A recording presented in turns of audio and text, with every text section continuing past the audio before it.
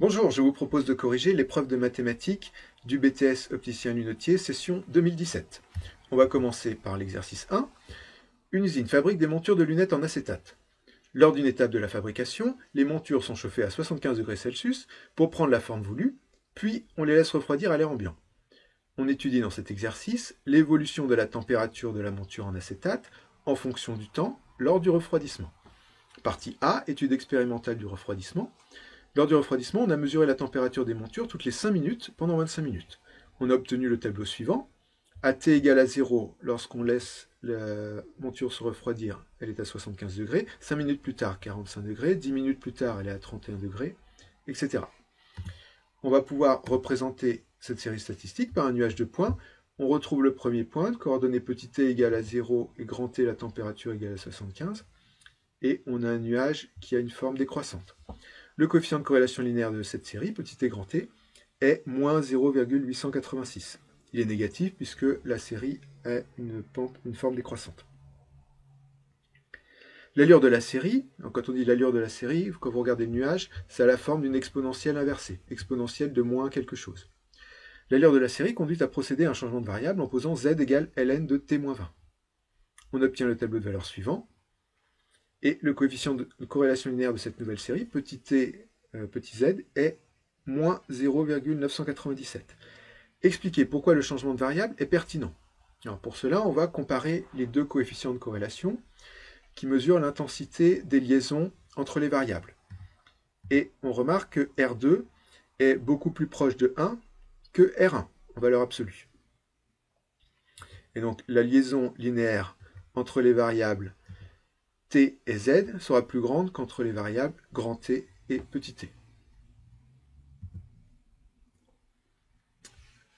On peut vérifier également en représentant le second nuage de points, et on voit que la forme du nuage est beaucoup plus allongée, les points semblent mieux alignés que dans le premier nuage.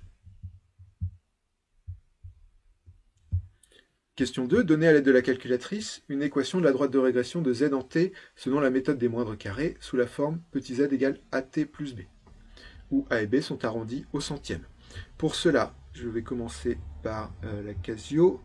On va aller dans le menu Stat, on rentre les valeurs, voilà, c'est déjà fait. Ensuite, on va aller dans Calque. Paramètres, on est avec deux variables, donc on vérifie bien que la première variable est dans la liste 1, deuxième variable dans la liste 2.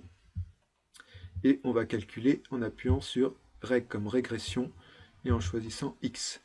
On obtient, en arrondissant à deux chiffres après la virgule, a égale moins 0,15 et b égale 4,01. Avec la TI, même chose, on rentre les valeurs. Voilà, c'est fait. Et ensuite, on va aller dans Calque. Et là, on va choisir Régline AX plus B. Avec L1 en XL1 et YL2. Et on valide. Et on obtient de nouveau A égale moins 0,15 et B égale 4,01.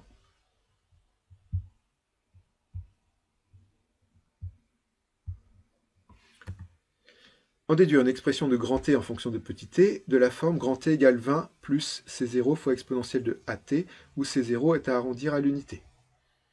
Alors je vais repartir de ma droite de régression obtenue à la question 2. Là j'ai petit z en fonction de t. Moi je vais obtenir grand T en fonction de petit t. Donc pour ça il faut que je remplace z par son expression en fonction de grand T. Or on sait que petit z c'est ln de grand T moins 20. Donc je vais remplacer z par ln de grand T moins 20. Là, la fonction ln me gêne, donc pour l'enlever, je vais appliquer l'exponentielle à chaque membre de mon équation. J'applique exponentielle à gauche et à droite. Exponentielle et ln sont des fonctions réciproques. Donc exponentielle de ln de grand T moins 20 est égale à T moins 20. Et dans le membre de droite, je vais utiliser la formule exponentielle de a plus b égale exponentielle de a fois exponentielle de b. Je vais pouvoir calculer à l'aide de la calculatrice exponentielle de 4,01. En arrondissant à l'unité, on trouve 55. Enfin, pour obtenir l'expression de t, il suffit d'ajouter 20 de chaque côté. Les 20 vont se compenser dans le membre de gauche et on obtient l'expression voulue t égale 20 plus 55 fois exponentielle de moins 0,15 t. C'est d'ailleurs la fonction que l'on étudiera à la partie C de l'exercice 1.